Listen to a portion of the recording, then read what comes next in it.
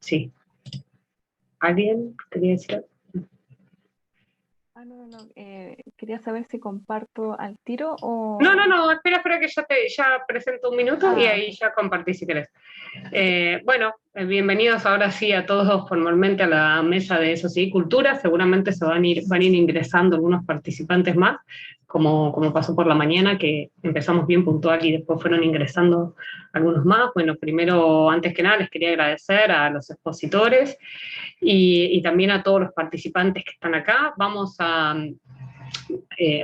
a hacer las presentaciones, bueno, en orden en que estaban en el programa, con unos 15 minutos de presentación cada uno, y la idea es que las preguntas vayan al final. Como les comentaba antes, igual todos los comentarios, si quieren, los pueden ir dejando en el momento en el chat, y de hecho el expositor los va a ver después que termine su exposición, o si no, cuando el que prefiera hablar, simplemente como están muteados, pueden levantar la mano y yo les retiro, les permito la participación. Porque ahora los acabo de poner en silencio de manera un poco autoritaria. Vamos a empezar con... siguen entrando. Vamos a empezar con la presentación de Javiera Valdebenito Rojas, que se llama Identidad y Sociedad, Purificación Lingüística a nivel léxico en Corea del Norte.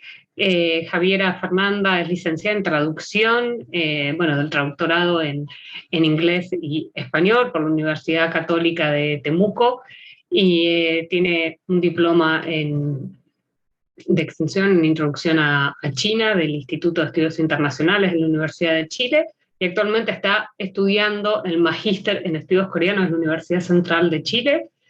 Y bueno, aprovecho y hago la mención que muy agradecida también a la gran participación que ha habido de alumnos del Magíster en Estudios Coreanos de la Universidad Central de Chile, cuyos directores además les tengo mucho aprecio y mucho cariño. Así que le doy la palabra a Javiera. Me voy a mutear para evitar cualquier tipo de ruido. Ahí yo te autorizo y listo. Ya podés empezar. Fíjate que estamos...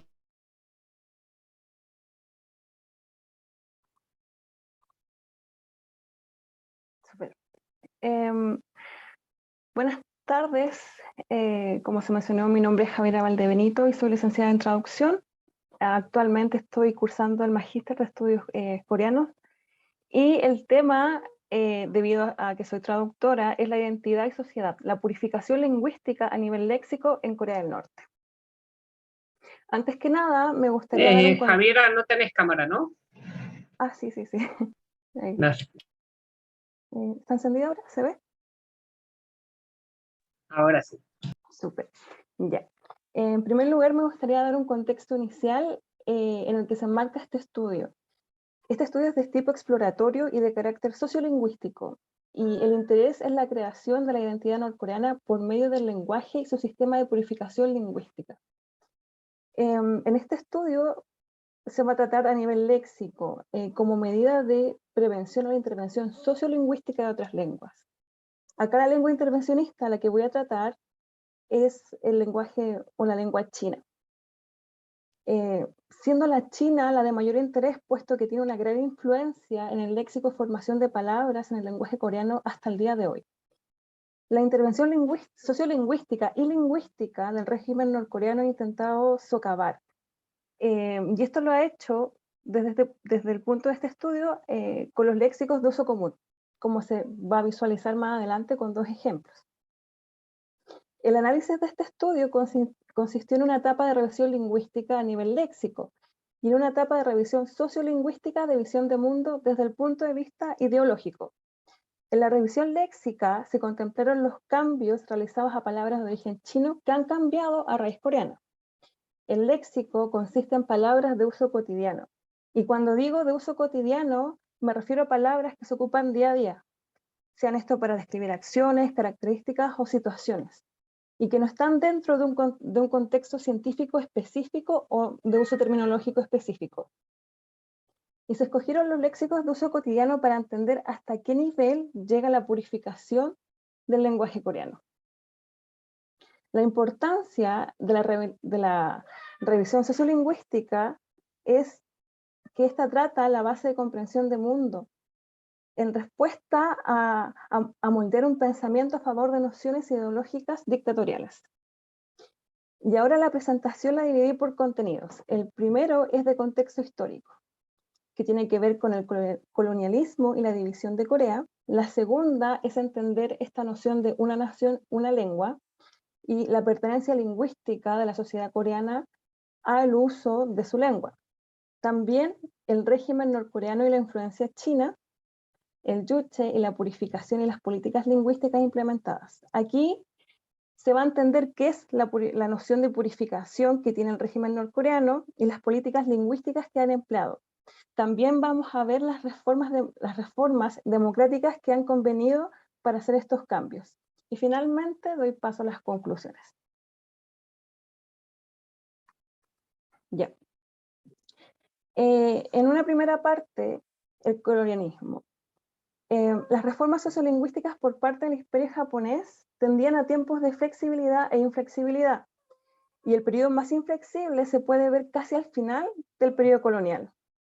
Esto con una apropiación de la identidad a nivel sociolingüístico, como lo es o lo fue el cambio de nombre de coreano a japonés. La resistencia aquí en el colonialismo se ve como la resistencia a una pertenencia nacional, y esta fue por medio de una recopilación y protección lingüística de la lengua coreana.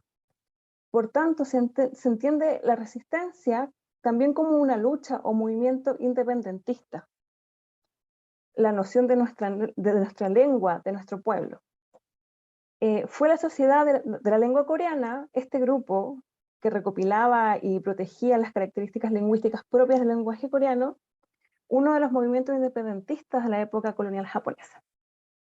Ya una vez llegada la independencia, vino al poco tiempo la Guerra de Corea, la que al final terminó con la división en Corea del Sur y en Corea del Norte. Sin embargo, el lenguaje seguía en ambos lados como una forma de pertenencia al pueblo coreano. Y el lenguaje también tenía que ver como el paradigma de la visión de mundo coreana, un lenguaje que fue hecho para el pueblo y por el pueblo. También el régimen norcoreano comenzó a hacer desde ya una planificación lingüística para desarrollarlo e implementarlo en el momento que Corea del Norte lograra la reunificación. Así Corea podría utilizar en gran parte o en su mayoría palabras coreanas nativas, sin tener que depender de palabras o préstamos lingüísticos como fueran chinos, japoneses, estadounidenses e incluso rusos. Aquí hay uno de los muchos discursos de Kim Il-sung. Este documento fue extraído de otro documento de la traducción oficial al inglés de Corea del Norte. Esta es una traducción propia. Y dice: nuestro lenguaje oral y escrito sirve como una poderosa arma para el desarrollo de la economía, la cultura, ciencia y tecnología de nuestro país, y así en todas las áreas de la construcción socialista. Si no tuviéramos un buen lenguaje oral y escrito, si no tuviéramos nuestra historia y tradiciones culturales, las que han sido moldeadas y entregadas por medio del lenguaje, si hoy nuestro lenguaje escrito no fuera aceptado por todo nuestro pueblo, y si en consecuencia no ayudamos a erigir una conciencia ideológica y los niveles técnicos y culturales de los trabajadores, entonces no podríamos avanzar rápidamente en la construcción socialista. Aquí entonces se puede ver cómo la construcción del mundo tiene que ver también con la construcción de una ideología, y en este caso la construcción socialista. Aquí, para adentrarme mucho más a esta noción de una nación, una lengua, lo dividí en dos. Una es la pertenencia lingüística, entender a qué era la pertenencia lingüística para Corea y Corea del Sur y Corea del Norte en tiempos recientes de división, y también cómo el régimen norcoreano casi inmediatamente trató de socavar la influencia, en este estudio, la influencia china. Una nación, como dije, y una lengua era lo que proclamaba Corea del Norte y también Corea del Sur. Por tanto, la pertenencia lingüística era uno de los puntos claves y centrales para definir lo que era nación.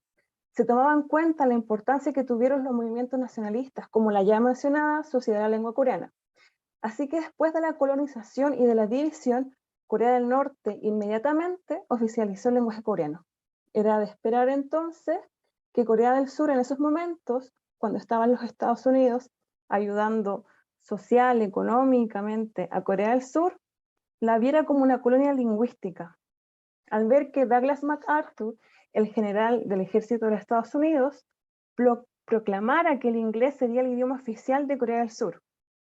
Así en 1945 MacArthur firmaría, y cito: para todos los efectos durante el control militar, el inglés era el idioma oficial. En caso de cualquier ambigüedad de interpretación o definición entre el japonés o el inglés, prevalecerá siempre el texto inglés. Al mismo tiempo, el régimen norcoreano iniciaba ideas de planes y políticas lingüísticas de visión de mundo postcolonial. El principal eje era que siempre debía prevalecer las palabras puras coreanas por sobre cualquier otra lengua, para así entender la visión socialista que debía ser entendida sí o sí por el pueblo coreano. Ningún otro lenguaje debía intervenir en dicho entendimiento. Esta visión de planificación lingüística y con ideales sociolingüísticos de ideología política dio paso a la campaña de alfabetización. Esto obligó al uso exclusivo del lenguaje coreano y prohibió casi de manera inmediata el uso de caracteres chinos en periódicos, en diarios. Esta fue la primera etapa de purificación lingüística. Aquí se debían impartir todos estos ideales socialistas en la educación. Educación que debía ser obligatoria, gratuita y siempre en coreano. Todo esto con la idea de que, en primer lugar, las influencias debían eliminarse o limitarse. Y en segundo lugar, que el coreano pertenece a una nación, a un pueblo. Aquí otra vez hay un discurso de Kim Il-sung, también tomado de la traducción oficial al inglés, que entregó Corea del Norte. Él dice que el desarrollo sistemático del lenguaje coreano también debe asegurar un orgullo étnico en su uso. Así también que el lenguaje, otra vez, es una de las características más importantes de una nación. A pesar de que las personas sean de la misma estirpe y vivan en el mismo territorio, no pueden llamarse a sí mismos una nación si hablan distintos lenguajes. Ahora está el yuche como purificación e implementación de políticas lingüísticas. Primero, la noción de purificación, que era noción para el régimen norcoreano. Y esta noción, dentro de este estudio, otra vez repito, que tiene que ver con el lenguaje chino, tiene que ver con la prevención de intervenciones lingüísticas, por así decirlo, evitar lo sucedido en la colonización japonesa. Y la visión sociolingüística de la ideología política apela a un cambio de visión de mundo, en donde una lengua era superior a la otra, y donde una lengua permitiría el pertenecer a una nación o no, que fue lo que había dicho anteriormente Kim Il-sung. Entonces, esto responde así: si el socialismo que se quiere implementar en Corea del Norte es para el pueblo coreano, ¿por qué hay que utilizar palabras de origen no coreano para explicarlo al pueblo? Y en este caso, la superioridad tiene que ver, como se mencionó, con la jerarquía, en esta jerarquía de clases sociales y la lucha de clases, la lucha intrínseca que tenía el régimen norcoreano por abolir el elitismo que había traído el uso de caracteres chinos anteriormente.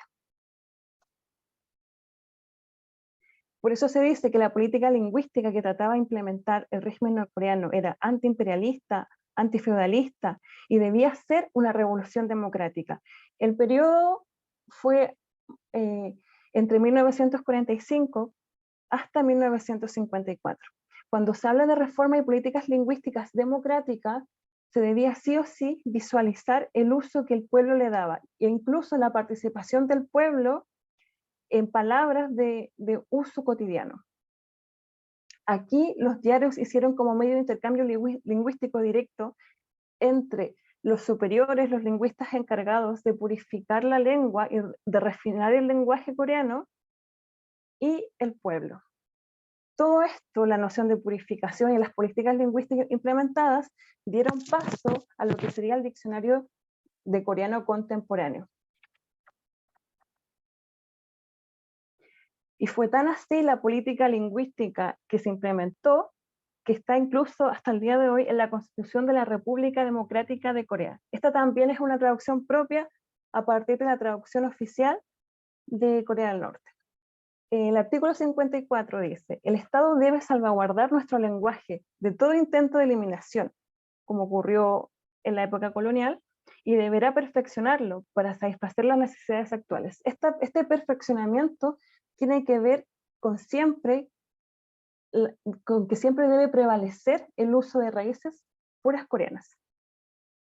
Así también, Kim Il-sung dio una guía para entender a qué se refería con purificación. Otra vez, esta guía es una traducción del régimen norcoreano oficial. Y dice: si hay palabras sino-coreanas y elementos coreanos nativos con el mismo significado, se utilizarán las palabras nativas y se descartarán las sino-coreanas. Y la segunda, al acuñar nuevas palabras, dichas palabras deben encontrarse entre las fuentes de las palabras nativas coreanas para no agregar palabras sino-coreanas.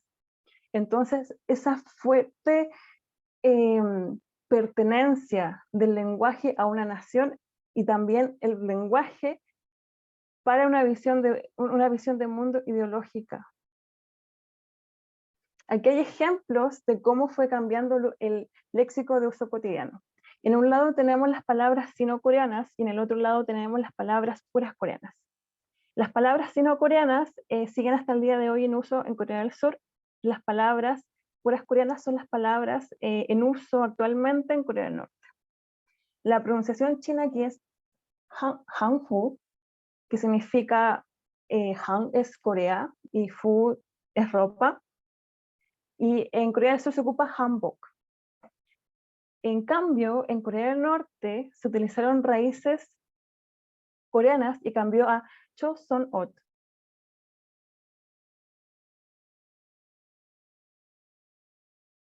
Palabra gongshui, hongshui.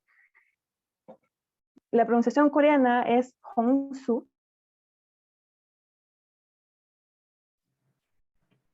No, me parece que tenés un problema de conexión, no sé si soy la única que...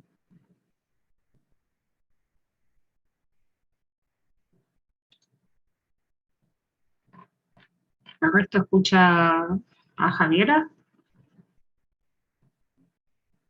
Ah, sí, parece que se cortó.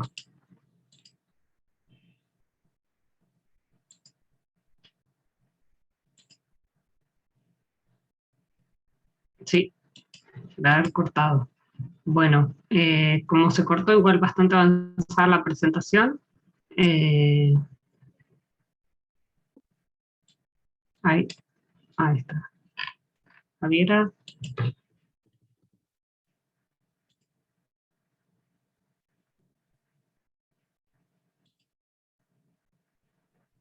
¿Ahora se escucha? ¿Se ve? Sí, ahora sí. Ya, súper. Me disculpo. Trata de ir cerrando, quedan 5 minutos para tu presentación. Ya. Así que... No, sí, alcanza ya. Como decía, las palabras sino-coreanas se utilizan hasta el día de hoy en Corea del Sur, en cambio las palabras puras coreanas se utilizan hasta el día de hoy en Corea del Norte, y ahí podemos ver cómo cambia la pronunciación. Esto hace también a veces la difícil reincorporación de refugiados norcoreanos en Corea del Sur. Aquí también es otra de las conversaciones con lingüistas del régimen norcoreano que tuvo Kim Il-sung para guiar la planificación lingüística en Corea del Norte.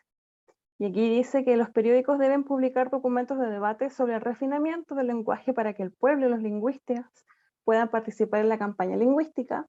Y la segunda parte era que para distribuir palabras refinadas, o sea, palabras puramente coreanas, los medios masivos necesitan adoptar nuevas palabras en el momento oportuno. Y las escuelas deben enseñar las nuevas palabras desde el primer grado. Aquí hay un ejemplo que se dio gracias a esta política democrática. Un médico expresó que la palabra chino-coreana Choksung-kol podía cambiarse a Sa-tul-pun. Y esta reforma al final funcionó, ya que en el periódico Urimin Chokgiri apareció el titular con "Nuestros deportistas romperán las columnas Sotung golpes". Y como conclusión, aquí se ve que el lenguaje era un arma de desarrollo cultural, desarrollo económico, desarrollo social, que se quería implementar desde el inicio, desde que se dividieron las Coreas. También el lenguaje como un molde del pensamiento ideológico norcoreano, en donde ¿por qué vamos a explicar nuestra ideología con palabras de origen extranjero? También la intervención estatal de ánimo democrático, en donde los diarios fueron el contacto directo entre los lingüistas asociados para la guía de planificamiento lingüístico con el pueblo. Y la pertenencia lingüística, que es correlativa a la visión de mundo que tenían. Palabras coreanas para el pueblo coreano. También así se puede ver el extremo hincapié que hacía el régimen norcoreano en limitar o eliminar las influencias externas, en este caso y en este estudio, las influencias que venían de China. Muchas gracias. Bueno, muchas gracias, Javiera. Ahí, por suerte, te escuchamos bien casi toda la presentación. Fue un momento nomás que se cortó. Muy interesante el tema. Y bueno, voy a dar pie a la segunda presentación, que se llama Relatos del Coraje, un manifiesto de identidad en la literatura norcoreana, de Indira Valentina Requis Molina, que es licenciada en Letras de la Universidad Central de Venezuela. Ha hecho la diplomatura en estudios coreanos en la Universidad de El Salvador y es investigadora asociada del Centro de Estudios de Asia y África de la Universidad de los Andes y de ALADA, en la ALADA, que es la Asociación Latinoamericana de Estudios de Asia y África de Venezuela. Bueno, Valentina, te voy a dejar. Hola, muchas gracias. Dame un segundito para poder compartir pantalla.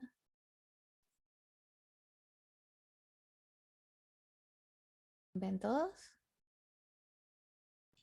Sí, se ve perfecto. Listo. Bueno, seguimos hablando un poco de la identidad. Esta vez vamos a hablar sobre cómo el lenguaje se utilizó para formar la identidad en los relatos del coraje. Primero hay que hablar, por supuesto, de la literatura y la bifurcación que hubo en Corea a partir de la separación de la península, porque esto influenció los símbolos y la forma en la que el lenguaje se expresó en la literatura. Si bien Corea tiene una tradición de mitos y leyendas muy arraigada y una historia muy rica, lo cierto es que a partir de 1945 la simbología de ambas naciones se dividió y está basado mucho en su elección ideológica. Tanto en el norte podemos ver la simbología, la forma de expresión y la forma de producción asociada a la Unión Soviética y al socialismo. En Corea del Sur vemos que la producción literaria y cultural se fue hacia un lado más asociado con los símbolos americanos, con la idea de la libre expresión, y aunque hubo un uso del Hangul y de la literatura como una apropiación de identidad, siempre hubo una oposición al vecino. Es decir, en Norcorea la literatura se basó en una oposición en el sur, y en el sur, en los primeros inicios de la literatura, se generó también una oposición o rechazo hacia el norte. Esto simplemente fue un inicio de la búsqueda de identidad de los coreanos, ya que sus contextos y sus dinámicas sociales habían cambiado, y era una manera también de separarse de la historia anterior y de esta idea del imperio, de que algo externo se les presentaba a los coreanos como su nueva definición de identidad. Por ello, vamos a hablar un poco de cuál fue el camino que desarrolló Norcorea para llegar a este discurso que luego vemos en la literatura. Primero hay una realización artística que tiene que ver mucho con la ideología. Desde 1945 a 1950 se incentivó esta idea de escribir para la revolución que los textos literarios no solamente expresaban lenguaje y simbología socialista, sino que fuesen una herramienta más de la generación de arraigo cultural para el norcoreano. Sentirse parte de algo era, por ejemplo, una primera etapa, la reconstrucción de los mitos, ¿no? Que el norcoreano se sintiera identificado con estas grandes épicas. Luego que estas grandes épicas pasaran a formar parte del discurso de la revolución. Y por otra etapa, que el discurso de la revolución identificara a las personas con pequeñas historias que eran inspiradas por la lealtad, por la simbología y por la creencia en el socialismo y en el comunismo. Durante esta etapa se crearon ligas y federaciones literarias. Uno de los líderes de la Federación de Literatura y el Arte Norcoreano fue Rim Kim-jong, quien formó parte también de los comités editoriales que luego pasaron a convertirse en comités de censura. Posteriormente, en los años 50 a 53, durante el periodo de la guerra, hubo un movimiento físico de los grandes escritores. Algunos escritores decidieron quedarse en el sur, otros escritores decidieron irse al norte porque era un lugar que se correspondía más con sus ideologías, con sus creencias, y otros, así como Inhua, quedaron en el medio del conflicto. Muchos se quedaron varados en un lugar en que no tenían tanta afiliación con su ideología, pero que por X o Y seguía siendo su hogar. Sin embargo, en el caso del poeta Inhua y en el caso de otros poetas y otros escritores, el hecho de no estar completamente alineado con la ideología del lugar donde estaba causó que fuesen considerados traidores, muchos fueron condenados a muerte en el norte y otros simplemente jamás regresaron y no se sabe cuál fue su destino. Luego, entre 1954 y 1967, podemos denominar que hay una idea de posguerra en la literatura norcoreana. Y el centro de producción literaria ya no es solamente la ideología, sino es la construcción de la figura del liderazgo. Entonces, la producción se estandariza y se crean dos grandes campañas gubernamentales que están inspiradas en los símbolos de la ideología. Uno de ellos es la semilla, la idea de que los textos literarios y la construcción de los discursos tienen que ser o continuar esta idea de un legado, una producción que deriva de la nueva construcción identitaria del Juche. Y por otro lado, la idea de la velocidad. Se crearon núcleos de producción literaria que correspondían a los movimientos culturales o a las circunstancias sociales y que su premisa era producir textos literarios de una manera muy rápida, que correspondieran con las circunstancias sociales y que le permitieran a la gente consumir contenido que estuviese aprobado, obviamente, por el partido. La literatura norcoreana hasta ese momento para el resto del mundo era prácticamente inexistente, ¿sí? Y solamente era consumida a través de algunas traducciones que se hacían hacia China, hacia Rusia. Sin embargo, en el 88 surge la primera novela traducida a una lengua occidental, que fue Friend.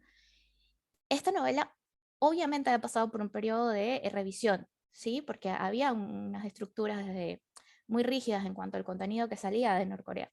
Sin embargo, esta rompe un poco con el paradigma que se nos venía diciendo que toda la literatura norcoreana era solamente ideológica, y esta novela fue como la primera apertura a que hubiese drama, que hubiese ficción, que se creara novela y no solamente una representación ideológica o una repetición del discurso. Entonces fue muy importante porque aunque sí tiene rasgos muy fuertes de la producción ideológica del partido, no es solamente eso. Y en el periodo de 1967 al 2000 existe un cambio en lo que nosotros podemos empezar a ver de la literatura norcoreana y surge muchas producciones de ficción.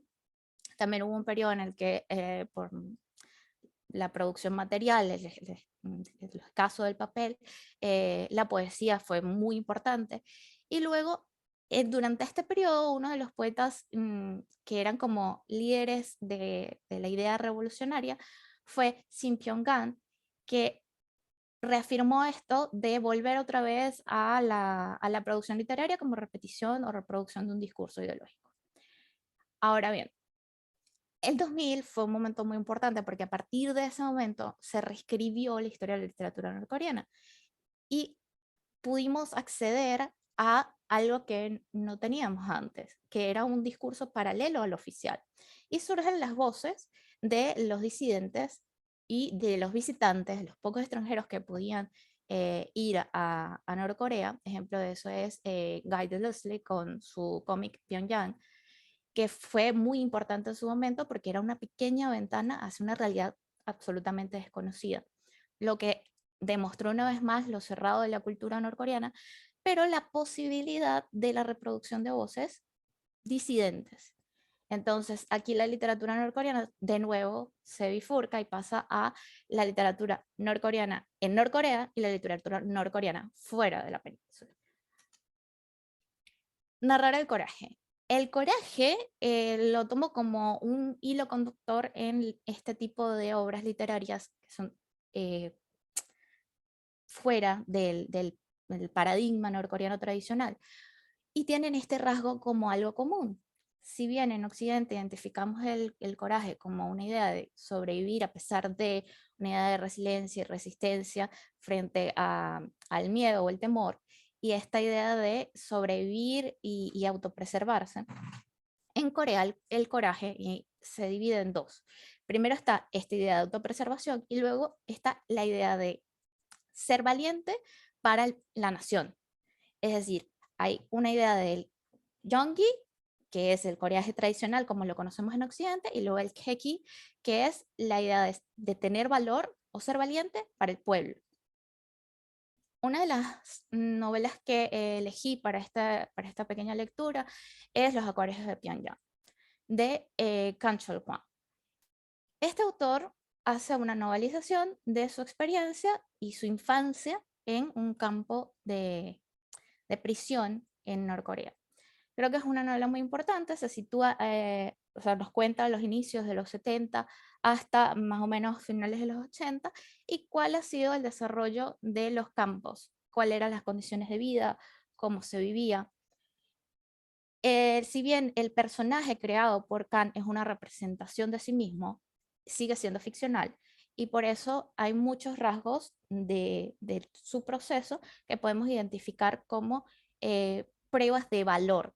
La idea de prueba de valor viene de un concepto japonés que es enfrentarse al temor y en ese momento de enfrentarse, de presentarse frente a lo que se teme, se crea la personalidad.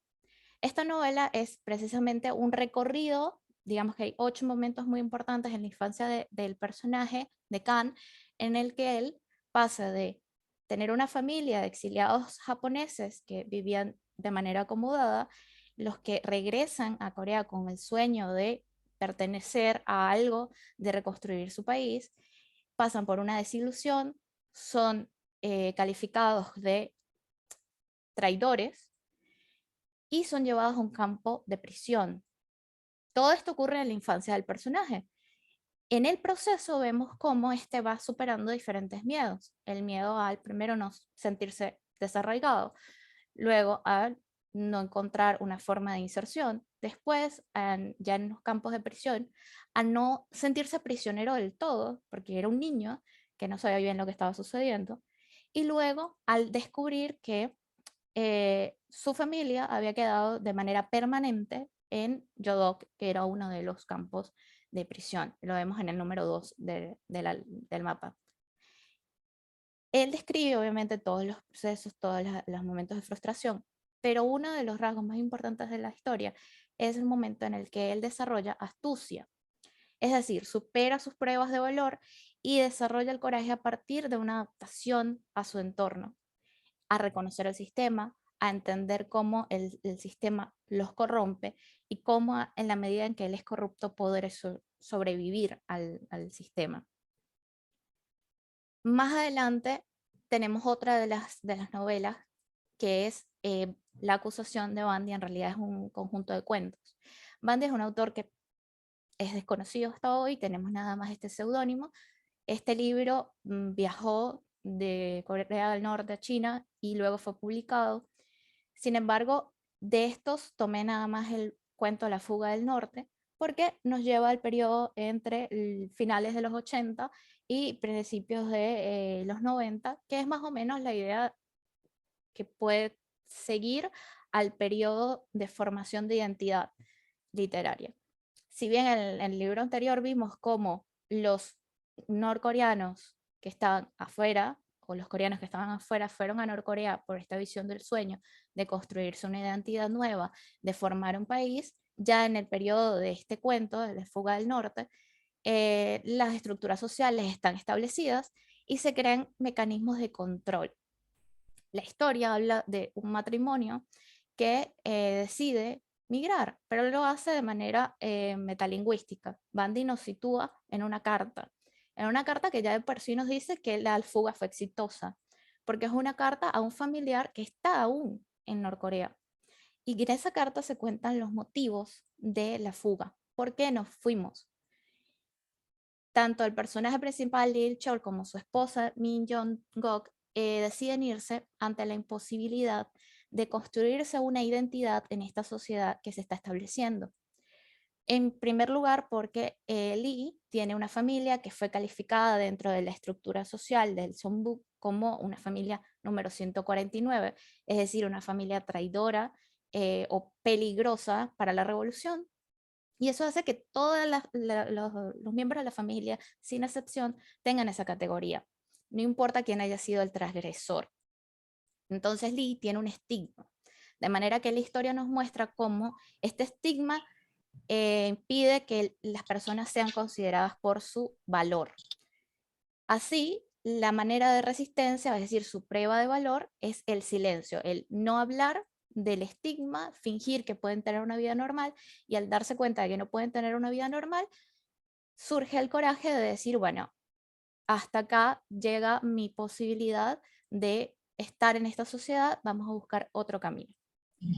Por último, bueno, es mi rol decirte que quedan 5 minutos. Vale. Por último, La chica de los 7 nombres es un relato también ficcional, autobiográfico, en este caso de Hyun Seon Lee, que nos habla de su experiencia, su vida en Norcorea y su viaje en el exilio. En este caso, ya es una novela un poco más cercana a nosotros, de partir del 90 al 2000, y la chica nos cuenta básicamente cómo su identidad cambia según su contexto. Pasa de tener una infancia muy feliz en Norcorea a descubrir que en algún momento ella, cuando sale de ese contexto a otra sociedad, ya no puede regresar y pierde la identidad. De manera que esta idea de los 7 nombres la identifica con cada vez que ella hace algo que representa una prueba, su identidad cambia y al cambiar su identidad también se renombra. La visión de la identidad en la literatura ahora es diferente. Si bien antes teníamos la idea de que había personajes que eran el pueblo norcoreano, el gran protagonista de las historias era la revolución. La nueva identidad de la literatura norcoreana implica una ruptura con el discurso oficial y una construcción de la nueva identidad de aquellos que no son solamente personajes en una revolución, son protagonistas de sus propias historias. Esto hace que muchos de los relatos que vemos ahora sean autobiográficos y que muchos estén influenciados por el construir su propia voz, por el definirse a sí mismos a partir de otra visión del mundo, que en gran medida está forzada por el exilio. De esta manera, les invito a leer la literatura norcoreana, no solamente como una visión de un discurso, sino como la posibilidad de comprender las transformaciones de identidad de un pueblo. Les agradezco mucho por su tiempo, les dejo mi correo para cualquier consulta. Muchas gracias. Muchas gracias, Valentina, por la presentación, muy interesante. Y vamos a seguir con Álvaro, porque la persona que sigue no, creo que no está, así que voy a presentarlo a Álvaro Trigo Maldonado. Bueno, él es licenciado en Filología y doctor en Lenguas Modernas por la Universidad de Salamanca. Ha además realizado otro posgrado, tiene varios estudios de posgrado, de hecho, especializado en Asia Oriental, en la maestría en Historia y Cultura de Corea, de la Academia de Estudios Coreanos, y además estudió traducción de literatura coreana al español en el Instituto de Traducción de Literatura de Corea. Es actualmente también profesor en la Universidad de Salamanca, y de hecho algunas de sus novelas traducidas muy recientemente se han publicado acá en la Argentina con Cuarón.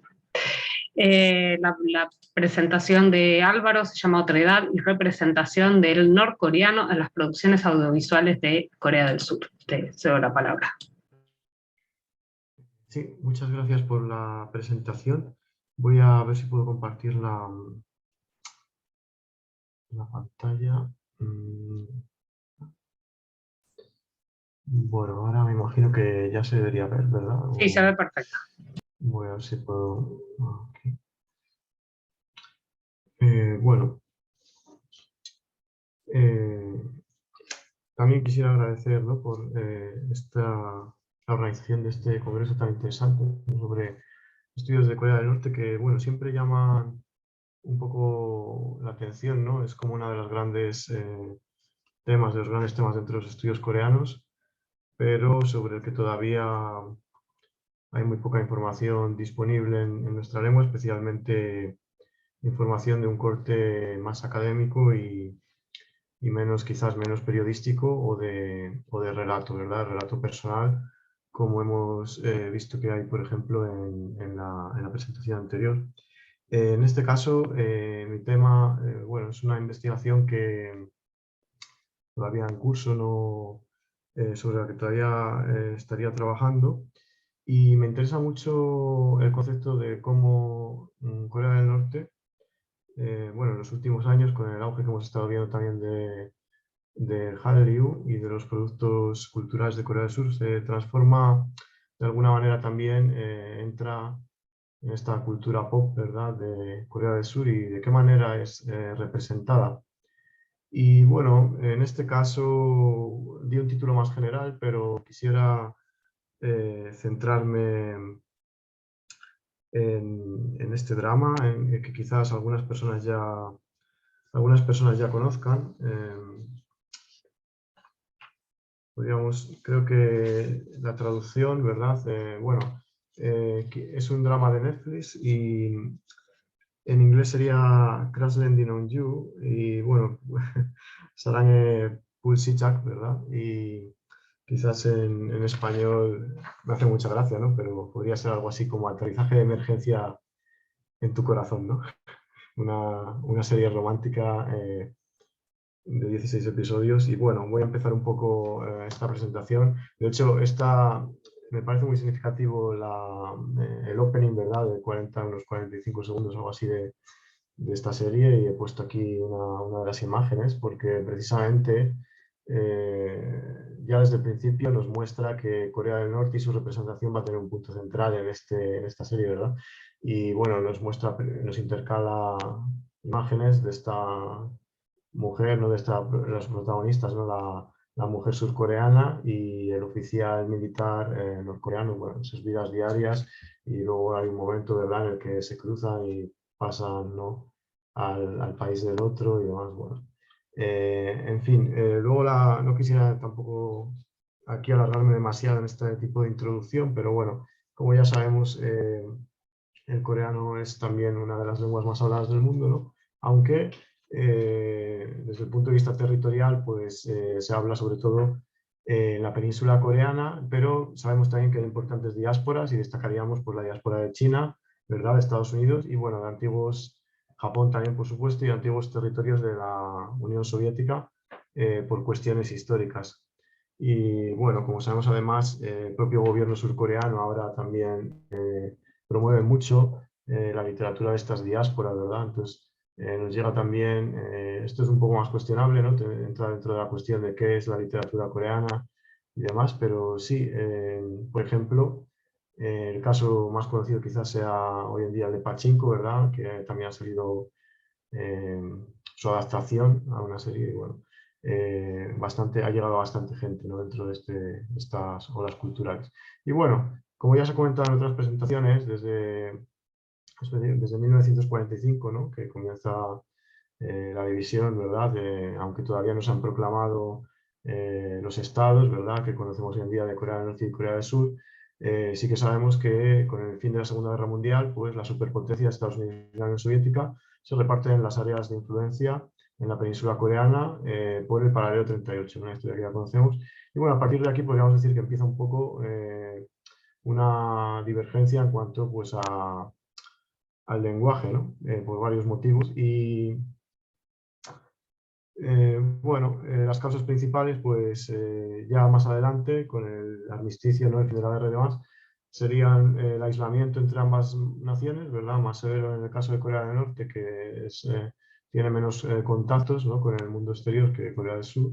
La polarización ideológica y las diferencias sociales, que es una polarización que, como ya se ha mencionado en presentaciones anteriores, ya comienza a darse mucho antes, ¿no? Por ejemplo, yo creo que era la primera presentación de Javier que comenta desde, bueno, que cuando se empieza a escribir para la revolución y demás, debemos recordar que ya, como sucede en el resto del mundo, también en la península coreana, la revolución rusa tiene una gran influencia ya en la literatura, ¿no?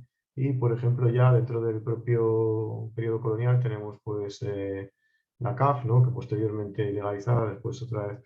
Entonces, estos escritores que consideran que, bueno, que hay que escribir con un fin didáctico, con un fin ideológico, ¿no?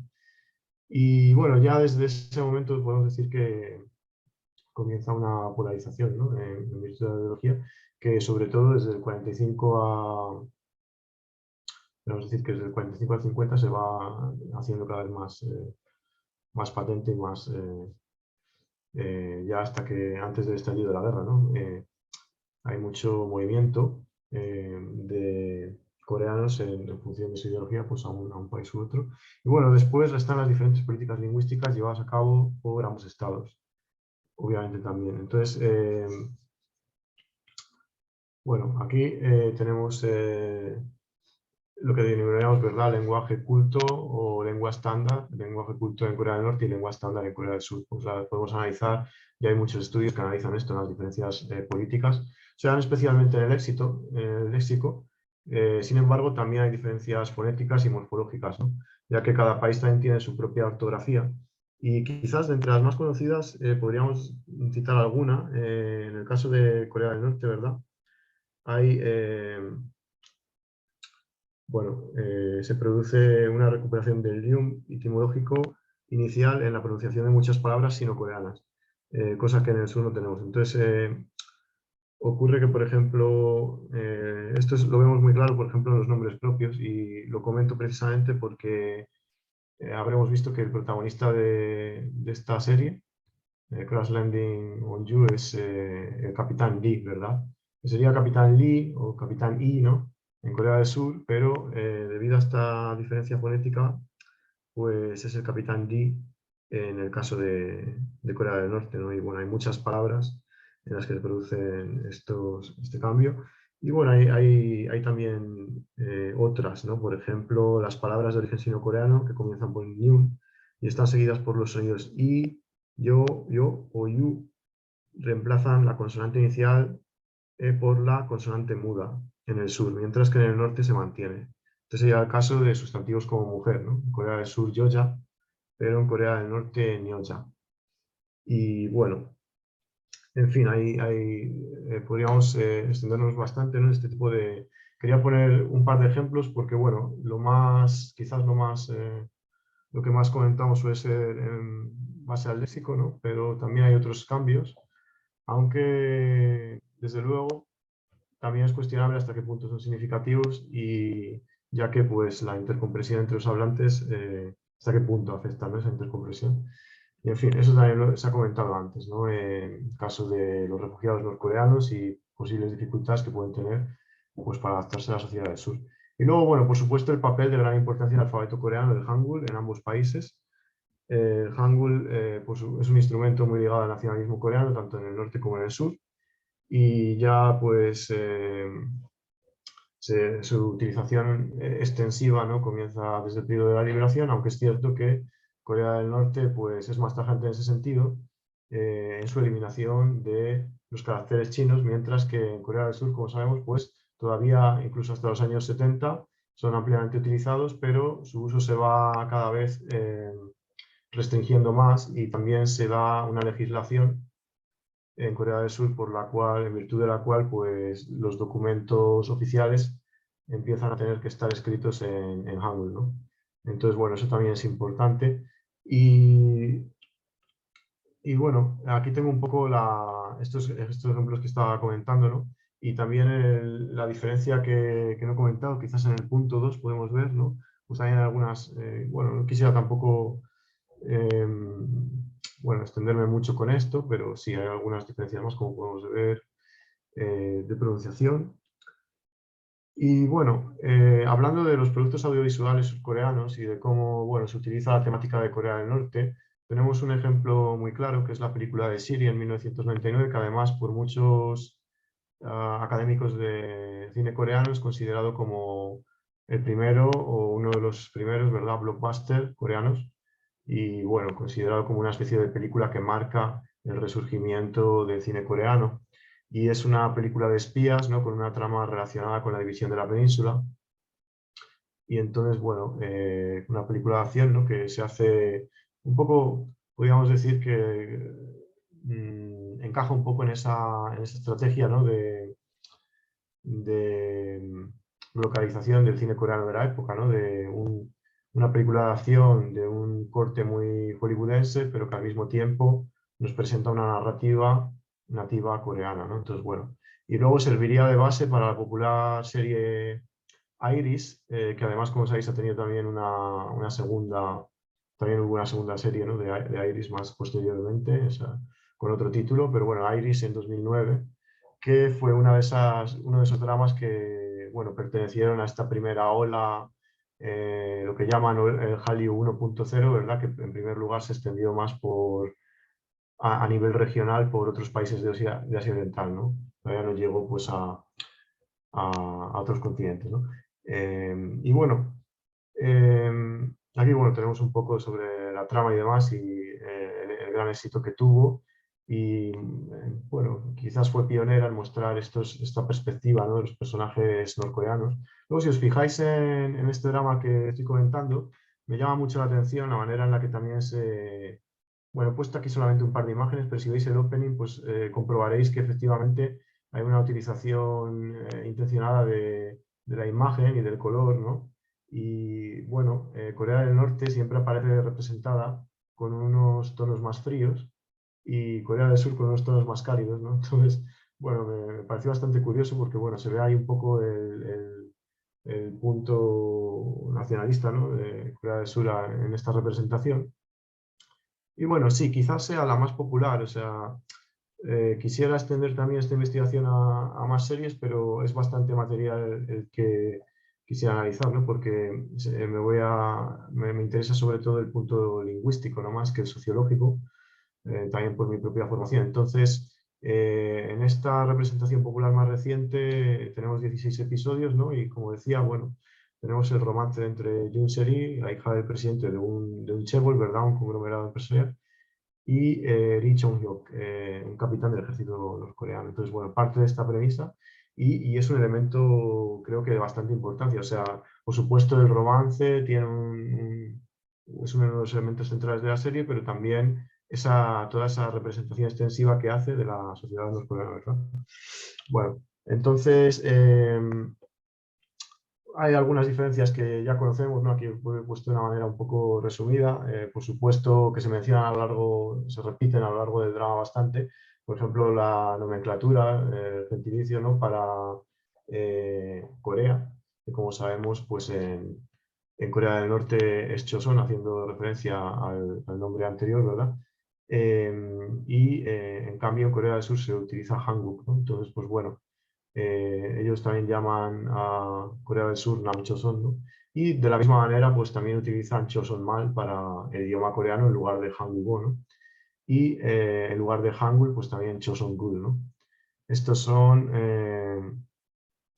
también pues reflejos, ¿no?, reflejos de la ideología de Corea del Norte en el léxico, como también comentaban en la primera, ¿verdad? En la primera presentación, esto cobra bastante importancia, y así pues hay algunas palabras como camarada y demás que en Corea del Sur puede ser que existan, pero no son ampliamente utilizadas con este mismo significado que tienen en el norte por el propio régimen, ¿no? Ya que pues, la política, como sabemos, también se extiende un poco a la sociedad, ¿no? Entonces, bueno, y también la ausencia de anglicismos en la variante estándar de Corea del Norte, aunque bueno, no es del todo así, y también hay un poco de misticismo en torno a esto, ¿no? Ahora quería comentar algunos ejemplos de manera breve. Pues estuve viendo la serie y apuntando algunas de las palabras que aparecen, ¿verdad? Aquí tenemos una tabla que, bueno, podría ser interesante, algunas de las palabras que cambian, ¿no? Por ejemplo, Dongji, como estaba diciendo, el equivalente surcoreano es el mismo, camarada, pero simplemente no se utiliza con esa misma connotación sociológica. Y luego, bueno, tenemos algunas palabras que aparecen, por ejemplo, mujer, ahí podéis ver, por ejemplo, en el caso, he subrayado, y aquí podéis ver las palabras subrayadas, son simplemente los anglicismos, ¿no? Para que pudiéramos comparar un poco a golpe de vista. Entonces he subrayado, por ejemplo, donut o one piece, ¿no? Para palabras para vestido, mientras que en Corea del Norte se utiliza nariot, y bueno, otras, ¿no? Como por ejemplo, bueno, ahí jelly, ¿no? Es una gelatina, ¿no? Lo que pasa es que, bueno, he utilizado la transcripción, ¿no? Pero ya vemos un poco de dónde vienen, ¿no? Texi o, bueno, Senil Patti, ¿no? Patti como fiesta, ¿no? Entonces, bueno, ahí tenemos que cómo cambian todas estas palabras en el norcoreano. Pero también hay casos en los que, bueno, como decía, hay una sobrerepresentación de datos que no son del todo correctos, ¿no? Por ejemplo, quizás esto lo habrá oído mucha gente, porque esto es un mito bastante extendido sobre las palabras norcoreanas, pero siempre la gente en Corea del Sur te suele poner el ejemplo que ice cream, ¿no? Helado, se dice orungkwacha, ¿no? En Corea del Norte, que se dice como galleta helada. Y sin embargo, a través de los relatos de los propios, bueno, refugiados norcoreanos que hay en el sur, pues podemos constatar que muchas de estas palabras en realidad no se utilizan en Corea del Norte. Es decir, que hay una diferencia importante entre la legislación que Corea del Norte hace al respecto y después el uso del lenguaje de los propios hablantes, porque al fin y al cabo, aunque hay, como sabemos, el lenguaje siempre es algo vivo, y aunque hay instituciones que tratan de regularlo, pues al final se impone siempre la norma del hablante, ¿no? Entonces, orungkwacha, por ejemplo, por lo que he podido escuchar por parte de, bueno, los refugiados norcoreanos, dicen que está mucho más extendido llamar al helado esquimo, ¿no? Que sería esquimal, y también es una de las marcas más importantes de helado en Corea del Norte, de helados de, bueno, de estos de tipo que puedes comprar en los supermercados, ¿no? Y demás. Entonces, bueno, también hay ese problema, ¿no? Y yo creo que analizando un poco más el drama, pues siempre necesitamos recurrir a este tipo de fuentes para ver hasta qué punto hay una exotización, ¿no? Una exotización. Me toca hacer de mala y te aviso que quedan sí, 5 sí. minutos. Sí, ya voy 5. terminando. Y bueno, hay una exotización, perdón, de la cultura norcoreana por parte del sur, ¿no? Que al final se convierte en una especie de cultura pop, ¿no? Quizás algunas personas se acercan, o sea, hay un punto, digamos, positivo de la representación, por supuesto, en el caso de que podríamos pensar, bueno, así los surcoreanos también están aprendiendo más sobre la realidad del norte, y también hay un aspecto un poco más negativo, que es, bueno, hasta qué punto eso realmente es real, ¿no? O es una imagen creada a partir de los mitos que se conocen en el sur. Yo sé que cuando rodaron este drama contaron también con nativos norcoreanos, pero bueno, aún así este tipo de cuestiones se producen por el propio interés comercial del drama, ¿no? Entonces, estaría esa cuestión. Y bueno, aquí también he hablado ya de este ejemplo, ¿verdad? De ice cream, que lo tenía aquí.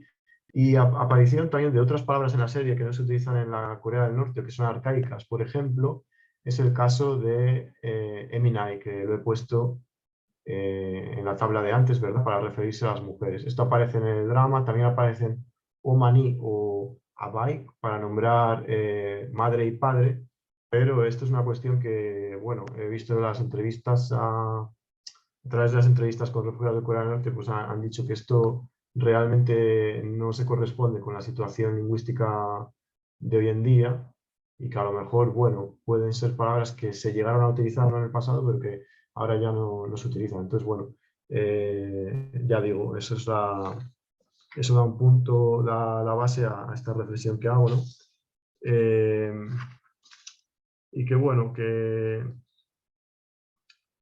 al fin y al cabo, pues obviamente también la serie puede servir para que se eliminen determinados prejuicios, pero al mismo tiempo está cayendo un poco, ¿no? Por eso en el título quería rescatar un poco el concepto de otredad, ¿no? Está cayendo un poco en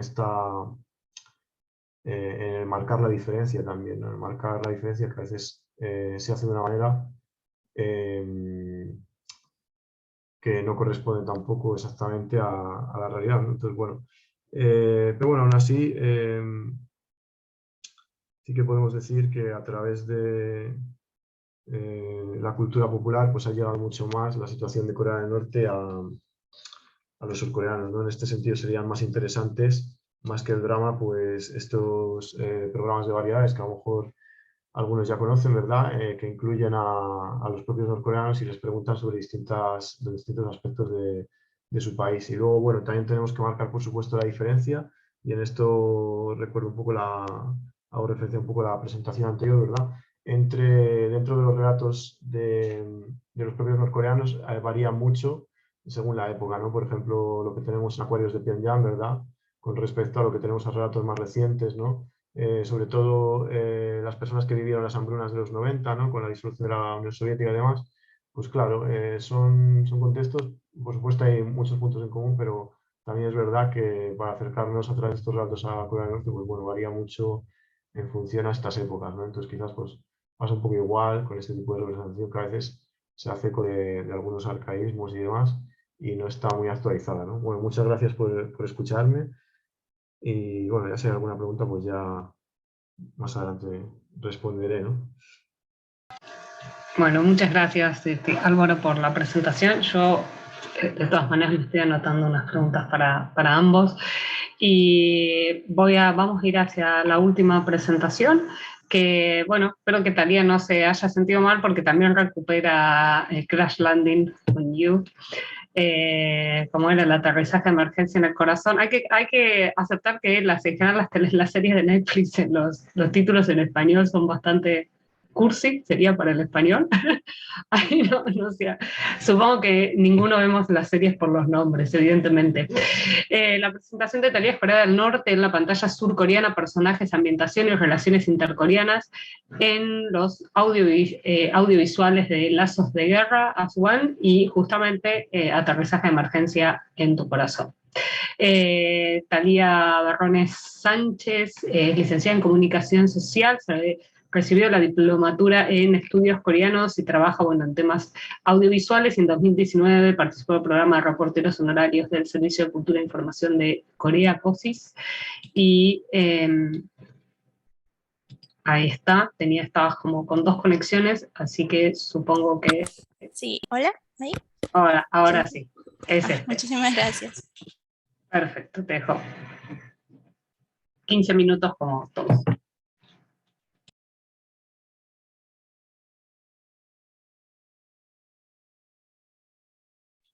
Hola, ya. Ahí está, ahora sí. Ahora sí, muchas gracias. A ver, buenas tardes con todos. Bueno, como ya les mencionó, mi tema trata sobre Corea del Norte en la pantalla surcoreana, personajes, ambientación y relaciones intercoreanas. Voy a tratar de tocar todos estos puntos muy rápido, ya que al ser 3 audiovisuales, pues en realidad sí tiene mucho contenido y muchas cosas que analizar. Antes de empezar, me gustaría resaltar esta pequeña cita de Stone and Martis, que nos dice que el cine no solo produce imágenes, sino ideas, ideologías que conforman tanto las identidades individuales como las nacionales. Actúa en el campo simbólico en la creación y recreación de representaciones de imágenes significantes, construyendo una realidad virtual, estableciendo una relación con lo real y elaborando un imaginario específico. Siendo así, nosotros podemos analizar y podemos guardarnos que las imágenes presentadas en pantalla nos ayudan a la manera en la que nosotros interpretamos la realidad. Y en este caso, cómo nosotros vemos o veremos a Corea del Norte, ¿no? Ahora me gustaría leerlos un poco en el chat de cómo ustedes describirían a un personaje norcoreano. Pueden describirlo muy brevemente, 1 o 2 palabras. Mientras tanto, me gustaría hablarles un poco de las 3 producciones audiovisuales. La primera es Lazos de Guerra, que toca el tema de la guerra de Corea. Son 2 hermanos que son enviados al frente de batalla. Estos 2 hermanos, bueno, tienen un cambio y lo interesante, o bueno, la escena que más me marcó de esta película es cuando uno de estos protagonistas establece la igualdad, por así decirlo, entre estos enemigos, ¿no? Dice que no hay ni buenos ni malos y lo que se puede interpretar como todos somos hermanos aquí. Establece una igualdad entre norte y sur. Es una película de 2014. Ahora tenemos también Aswan. Esta película es también interesante porque relata un hecho histórico que fue la creación del equipo unificado de Corea para tenis de mesa y que participó en el Campeonato Mundial de 1991. Si bien es cierto, esta no es una producción netamente biográfica, muestra escenas que van a ayudar a esta investigación, ¿no? Además, el espectador se queda con una idea muy clara de que la unión hace la fuerza y que unidas Corea del Norte y Corea del Sur podrán vencer al enemigo que en esta producción se plantea como enemigo a China. Bueno, y Crash Landing on You, que es una serie, a diferencia de las otras 2, con 16 episodios. Esta serie relata la historia de un aseo que termina por azares del destino en Corea del Norte, ¿no? Ella se topa ahí con militares norcoreanos que de cierta manera tratan de ayudarla para que regrese a Corea del Sur. A más del atractivo hollywoodense, lo relevante de esta producción para este proyecto es que gran parte de la historia es ambientada en el lado norte de la península. Bueno, ahora tenemos el análisis de los personajes, iniciando por el vestuario. Como vemos en Lazos de Guerra y en Crash Landing on You, la mayoría de los personajes son militares, por lo que utilizan vestimenta militar con los típicos colores militares, verdes, pero lo muy importante aquí es que además de los colores y del uniforme militar, ellos siempre tendrán presente una insignia roja que obviamente denota pues su ideología política, ¿no? En el caso de Aswan, no podemos analizar mayormente su vestimenta, ya que como eran estudiantes y pertenecían a un mismo equipo, pues ellos usaban un uniforme. En este caso, los colores eran blanco y azul, que no tenían ninguna particularidad, ¿no? Bueno, en el drama de Crash Landing on You, los personajes que no tenían tintes militares, como vemos aquí, utilizaban ropa más conservadora y de colores pasteles, e incluso un poco tradicionales. El análisis de la colorimetría también lo tenía incluido, pero creo que es mejor saltármelo para poder abarcar más temas en la ponencia. En cuanto a los escenarios, estas son escenas de la película Lazos de Guerra y como pueden apreciar no existe una mayor diferencia o algo que se pueda notar llamativamente entre el lado norte y el lado sur. Es decir, todos tienen los edificios de una construcción muy parecida, las calles, Claro que del lado izquierdo están ya en el calor de la batalla, pero en sí, en edificaciones, no hay un mayor contraste. Ahora, ¿qué pasa en Crash Landing on You? Ahí ya podemos notar el contraste, dado que nos presentan una Corea del Norte mucho más rural. Nos presentan caminos sin asfaltar, cortes de electricidad, también actividades muy agrícolas, ¿no? Del lado norte. En cambio, cuando llegan del lado sur, nos presentan una metrópoli llena de tecnología, repleta de carros. Entonces ahí ya podemos darnos cuenta un poco de este contraste. Ahora, también tenemos que analizar la personalidad de los personajes norcoreanos. Y aquí es donde los puedo leer y dicen que los personajes norcoreanos pueden ser vistos como un poco secos, distantes, solitarios, sufrido y esforzado. Bueno, sí, todas estas terminologías pueden ser usadas y son, por así decirlo, estereotipos que se han creado sobre estos personajes norcoreanos. Vamos a analizar un poco esta imagen de la película As One, que puede dejar más en claro este punto. Como vemos del lado derecho, tenemos un grupo de estudiantes propios de la juventud, un poco desorganizados, como jugando, gastando bromas, pero del lado izquierdo tenemos otro grupo de estudiantes perfectamente formados, con su uniforme perfectamente todo en su lugar, las maletas de un mismo lado. Y aquí es donde más resalta, es una de las escenas, de hecho, donde más se resaltan las diferencias, ¿no? Entre los personajes norcoreanos y personajes surcoreanos. En los personajes de Crash Landing on You, de igual manera, presentan este tipo de características en su personalidad. Personas que están totalmente reacias a relacionarse con alguien que provenga del sur, solitarios, que son muy reservados, muy serios hasta cierto punto. Pero a medida de que avanzan las tramas en los tres audiovisuales, algo va a cambiar.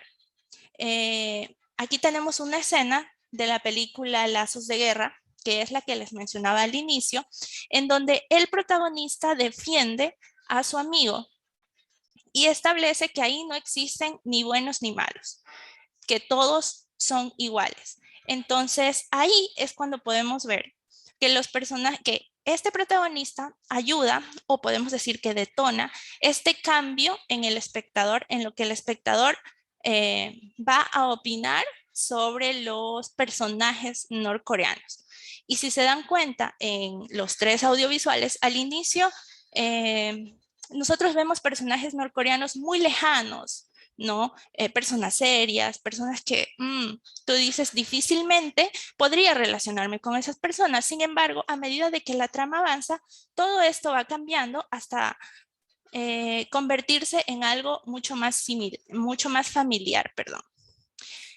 Ahora, se sabe que uno de los objetivos de los productores es que el espectador y el mercado en general se identifiquen. Por esto último, conocer las influencias psicológicas del público es conveniente. Es así como casi inevitablemente en estas tres historias, las representaciones norcoreanas dejan de ser vistas como con una connotación negativa y pasan a ser amigos, familia y compañeros. Pero entonces, ¿son enemigos, hermanos lejanos? ¿Cómo podríamos definir definir esta relación intercoreana en pantalla, ¿no? Bueno, iniciando, podemos notar que la relación que se muestra en pantalla entre Corea del Norte y Corea del Sur puede catalogarse como rivalidad al inicio de los audiovisuales. Personajes norcoreanos tienden a ocupar papeles de espías, asesinos o militares corruptos, ¿no? Pero no se puede negar que existe un cambio en los personajes para ganar la simpatía del espectador. Ahora, el autor Roman Husarski señala que esta transformación de papeles norcoreanos se dio por la denominada Sunshine Policy, política del sol en 1998. Recordemos que los tres audiovisuales que hemos analizado fueron proyectados a partir del año 2000, ¿no? Mucho después, ya. Esta política del sol buscaba la reconciliación entre ambos bandos. Fue durante este tiempo cuando los personajes de Corea del Norte ya no fueron retratados simplemente como villanos incivilizados y antipáticos. Se volvió más común retratar a los norcoreanos de una manera más amistosa, más como hermanos que como enemigos.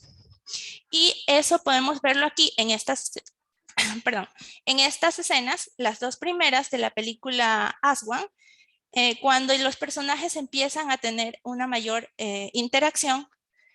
En la primera escena están las dos capitanas de los equipos de norte y sur, y en la segunda pues ya se ven al resto del equipo que ya están compartiendo una cena.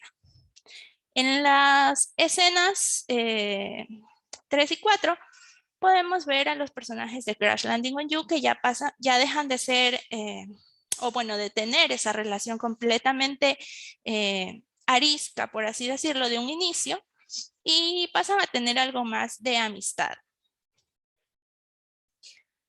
Otra cosa que guardan en común estas dos producciones es la ligereza con que se tocan temas delicados como la traición, corrupción y ciertas políticas norcoreanas, llegando incluso hasta la comedia. Para el autor Stephen Epstein, esto forma parte de una estrategia. En la última década, sin embargo, las producciones culturales de Corea del Sur a menudo han tratado el norte en modos que recurren a la comedia, ironía o la farsa, en lugar de lecturas más sencillas y solemnes. Esto refleja parcialmente un giro postmoderno más amplio en la cultura popular coreana. Específicamente, bueno, en el drama Crash Landing on You existe una escena cuando los militares norcoreanos llegan al lado sur y se encuentran con un espía norcoreano. Si ustedes pueden a simple vista ver esta escena, es tratada como un poco con la comedia y simplifican el hecho de encontrarse con un espía norcoreano tanto que este personaje se ríe, anda en chanclas, es incluso un repartidor, les juega una broma. Entonces vamos a ver por qué pasa eso. Y de hecho, el autor ya nos plantea eso, que esta forma es utilizada como una estrategia como para poder tratar así a un enemigo y no verlo tan amenazante, ¿no? Ahora, realmente entonces, ¿cuál sería la relación que se presenta entre norte y sur? Bueno, es un tanto complicado definir en una sola palabra cuál es la relación entre norte y sur. A mí me gustaría verlo como que siempre se trata de rescatar los puntos en común que guardan, ¿no? Los puntos culturales más que todo. Es decir, si bien es cierto, tenemos diferencias que siempre suelen ser planteadas al inicio de los audiovisuales, conforme la trama avanza, se van encontrando las similitudes. Es decir, nos gusta la misma comida, hablamos la misma lengua, pertenecemos a la misma península y, claro, obviando en este caso las diferencias ideológicas, por así decirlo, y tratando de rescatar más eso, las similitudes y, bueno, la nostalgia. El autor Yang, en cambio, nos dice que Creo la que identidad... está cerrando igual, pero te marco que Ajá. faltan 5 minutos para cerrar. Sí, ya. El autor Tanding nos dice que la identidad coreana en transición necesita que el compañerismo venza la hostilidad hacia el viejo enemigo. Y pues bueno, sí, ya para ir cerrando, en realidad en mi trabajo realicé un pequeño fact-checking, por así decirlo, de situaciones que me parecieron interesantes o que me sorprendieron más. Bueno, entre ellas tenemos en la película Lazos de Guerra, que enfocaban matanzas a los pueblos y no se decía propiamente de una declaración oficial fueron los norcoreanos, sino que más bien eran los soldados surcoreanos que llegaban a estos pueblos que lo establecían y decían, bueno, encontramos gente que murió, ok, les echamos la culpa a los norcoreanos. Fue más o menos así. Entonces, bueno, me hice una búsqueda y me topé con que de hecho sí existe un informe que dice que Corea del Norte masacró a católicos y cristianos durante la Guerra de Corea. También me pareció interesante esta parte de los castigos, porque en Crash Landing on You siempre mencionaban este miedo a ser castigados o a ser enviados a estos campos de trabajos forzados, ¿no? Bueno, el libro The Real North Korea, publicado en 2013, tiene una sección donde se tocan estas situaciones y también señala que, por lo menos en el pasado, los campos de trabajos forzados eran bien conocidos.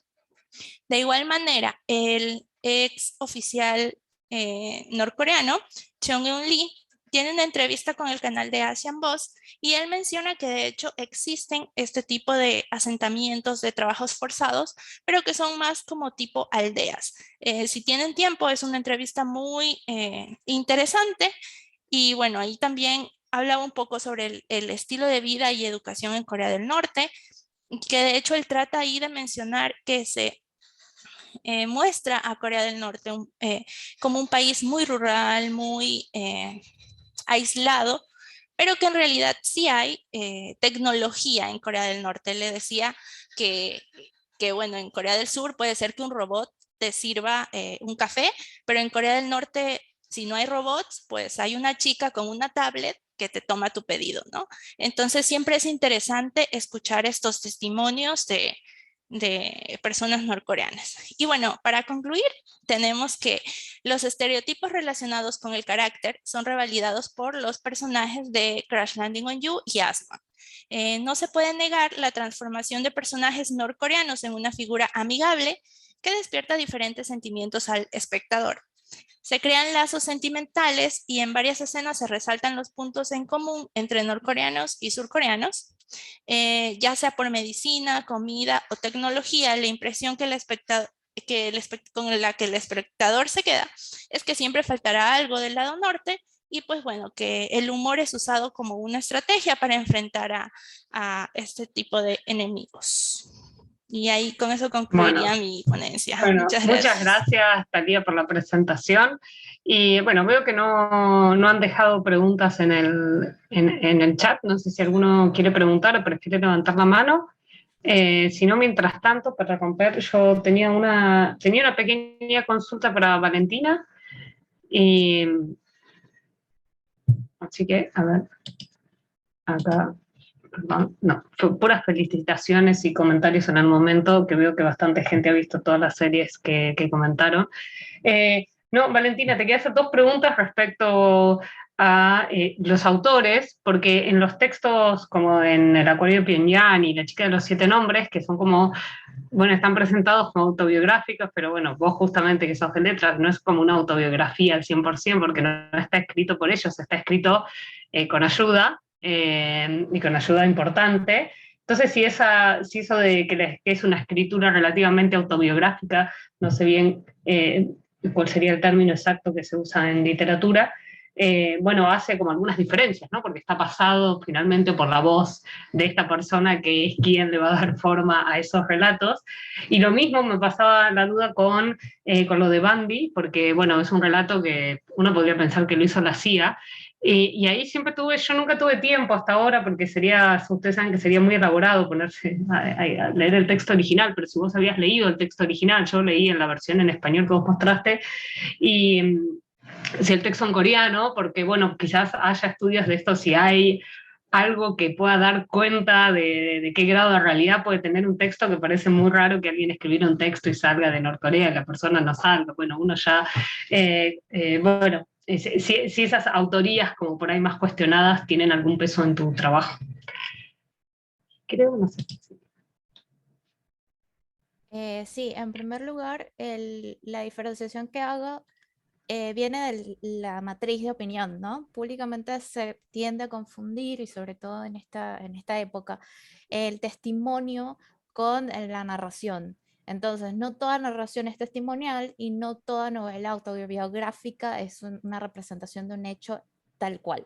¿Okay? Siempre un texto va a requerir, es el caso de estos que son presentados como novelizaciones autobiográficas, va a requerir de algún tipo de manipulación literaria. ¿Sí? Este tipo de estrategias son normales y son parte de la construcción del discurso. No quiere decir que eso desmerite la vivencia de los autores, simplemente es como recordarle al lector que es una especie de doble del autor, ¿ok? Pero sigue siendo una construcción ficcional. En primer lugar eso, o sea, los personajes de los textos hablan de manera muy cruda de su experiencia, pero tienen una intervención extranjera, puesto que los textos tienen doble autoría, es decir, tuvieron apoyo, soporte para su redacción.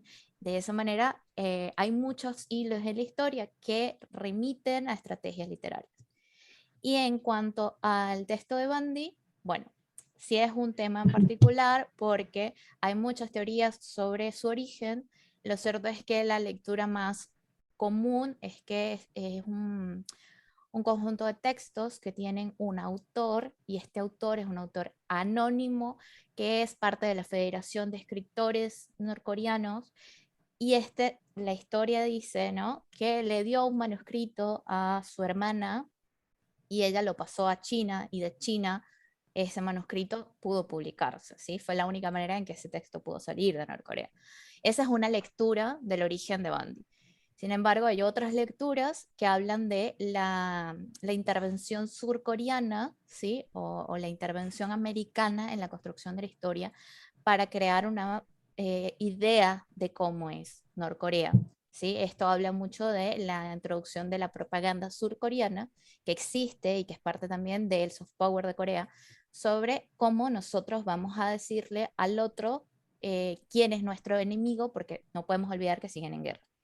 Entonces, esas dos por eso lecturas te son preguntaba igual de válidas, el sin texto embargo... original, porque quizás alguien, no es el tema que yo trabajo, pero alguien por ahí muy experto en literatura norcoreana y bueno, con ávido de lectura, digo, de fuentes originales, quizás encontrara esos como pequeños giros de la sospecha o no, ¿no? Porque entonces, también es muy difícil copiar un texto, por momentos también como algunas, por ejemplo, hacer la traducción, que es una traducción bastante que se deja leer muy bien todo, uno tiene como con muchas frases o giros o historias que parecen como el estereotipo norcoreano, por otro lado, ¿no? Entonces ahí también uno vuelve como esa duda. Sí, es por eso que yo los planteo como textos literarios. Álvaro, que está aquí y que es traductor de literatura coreana, puede dar fe de que el tema de la traducción de la literatura es muy amplio, porque no todas las traducciones son buenas y traducir literatura coreana es un trabajón. Pero más allá de eso, yo los planteo como lo que son, como lo que se nos presenta a nosotros, lectores occidentales. Textos ficcionales que tratan de hacer un relato sobre la identidad norcoreana. Esta identidad no necesariamente se corresponde con una idea abstracta, tiene influencia ideológica, tiene influencia de propaganda, y por eso es que la lectura tiene que ser una lectura consciente, ¿sí? No dejarnos llevar siempre por lo que dice el texto, sino cuestionarlo. De ahí preguntarnos cuáles son las voces y de dónde vienen. Entonces está buenísimo tu pregunta. Muchas gracias, Pilar. Sí, pensaba porque cuando fue la novela, y ahí también Álvaro y Talía deben saber mucho más, la de Aterrizaje en el Corazón, bueno, empezamos a hacer muchos, ¿no? ¿Qué tan reales cuando interpretan? ¿No es tan así que usan el vocabulario, es tan así que habla? Bueno, que era más fácil, ¿no? Porque la gente libre le preguntaba a los desertores directamente y había habido una contribución, digo, alguien muy experto imaginaría que podría llegar a detectar giros, expresiones, formas de pensar Corea del Norte que podrían generar no sé, dudas, es controvertido, pero entiendo cuál es la postura en tu investigación, ¿no? Acá alguien pregunta, Araceli, ¿pueden repetir los nombres de los libros? Me imagino que serán los libros que nombró Valentina. Ahí te los va a escribir. Sí. ¿Alguna otra pregunta, comentario? Si alguno de los expositores quiere hacer algún comentario. Hola, sí.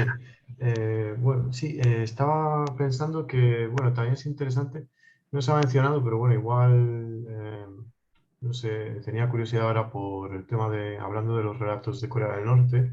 Bueno, hace tiempo también salió el de uno de los americanos, ¿verdad? No sé si lo habrán llegado a leer, pero existe también el libro de Charles Robert Jenkins, ¿no? Creo que es así, ¿no? Y bueno, es muy interesante porque es uno de estos americanos que desertaron hacia Corea del Norte y entonces estuvo muchos años allí en una especie de, más o menos preso, ¿no? Podríamos decir. Y entonces es una perspectiva de Corea del Norte también desde un punto de vista extranjero, ¿no? Y bueno, solamente quería recomendar el libro por si todavía no lo han leído, que además ¿Cómo es que se llama el libro que dijiste que es, no tengo? lo voy a escribir en el chat, es como The Reluctant Communist. A ver, o sea, Ah, ok. mira. Y entonces Ahí es está. como, bueno, tampoco es lo mismo, ¿no? Podríamos pensar, bueno, este hombre ha pasado décadas en Corea del Norte, ¿no? Bueno, y eh, por supuesto también está su opinión personal, ¿no? Pero es un relato curioso porque también aparecen un poco escenas de esta obsesión que hubo también por el cine, ¿no? En Corea del Norte, Sí, de cómo utilizaban a estos extranjeros y los utilizaban como actores, entonces normalmente hacían de americanos malvados y todo eso, ¿no? Actuaban como... Entonces aparecen algunas escenas de esas y, bueno, me pareció bastante curioso. Por supuesto habrá apologistas que les parecerá que, que el libro es totalmente falso y demás, pero bueno, yo creo que es un testimonio interesante para contrastar, ¿no? sí. Bueno, hay dentro de esos textos también que nombraba Valentín, algunos son más, o por lo menos son mejores literariamente, ¿no? Algunos son más atractivos que otros. Por lo menos, real o no, la novelización está bastante mejor lograda, ¿no? A mí, por ejemplo, Acuario de Peñán era uno que me gustaba bastante comparado por ahí con otros que eran más eh, estereotipados. Eh, pero no he seguido bien las discusiones dentro como de estos expertos, me imagino coreanos, porque bueno, por el nivel del idioma que hay que tener, que están ahí viendo estas cuestiones más propias como del idioma, ¿no? Están ahí. Ay, perdón, ahí Valentino te saco. No, una cosita que, ya como una anécdota, en mi caso yo soy venezolana y recuerdo que la primera vez que fui a la biblioteca buscando literatura coreana, venía como que sin expectativas de nada y lo primero que conseguí fue un relato norcoreano. Lo cierto es que en mi biblioteca no había literatura coreana, surcoreana, había solamente libros norcoreanos. Y todas eran unas traducciones oficiales de su agencia. Estos libros contaban historias que para mí eran muy realistas, como campesinos que se sacrificaban y luchaban contra extranjeros que eran prácticamente unos monstruos, o sea, súper largos, se les eh, describía como personas torturadoras. Había todo un discurso sobre quién era el extranjero. Entonces, digamos que mi lectura posterior, ya luego cuando conocí el contexto y me formé un poco en literatura surcoreana también, fue descubrir esos paradigmas, o sea, que sí que existen, pero en español no se puede palpar de la misma manera porque es muy difícil acceder a los textos. Entonces, en gran medida estamos condicionados por las traducciones oficiales del partido y por las cosas que nos llegan a nosotros que vienen de los exiliados. Entonces, siempre va a haber una especie de misterio en cuanto a qué puede ser y qué tan verídico es, mientras Norcorea sea lo que es, una sociedad tan cerrada, ¿no? Bueno, pero entiendo que por lo menos lo que se publica, bueno, uno podría tener bueno, hay algunas publicaciones que igual ellos las venden, digo, y uno las puede acceder en coreano y hay otras literaturas que ya también ellos mismos dejan que circulen, entonces pensaba por ahí que sobre todo en ese debate que siempre me pareció como muy original la idea de pensar que va a salir un texto, uno se vuelve un poco descreído, pero quizás la historia me diga que yo me equivoco, pero uno ha crecido con la CIA atrás y uno cree poco. Pero no he visto el original, entonces no podría decir, aparte sería un esfuerzo, digo, que tendría que también involucrar en literatura norcoreana, ¿no? No sería simplemente tener el original, ¿no? También un montón de herramientas. El imaginario social condicionado. Bueno, no sé si tienen alguna otra pregunta. Ay, pero, ¿sabes qué? Cuando dejas se apaga la nota, ya entendí. ¿verdad?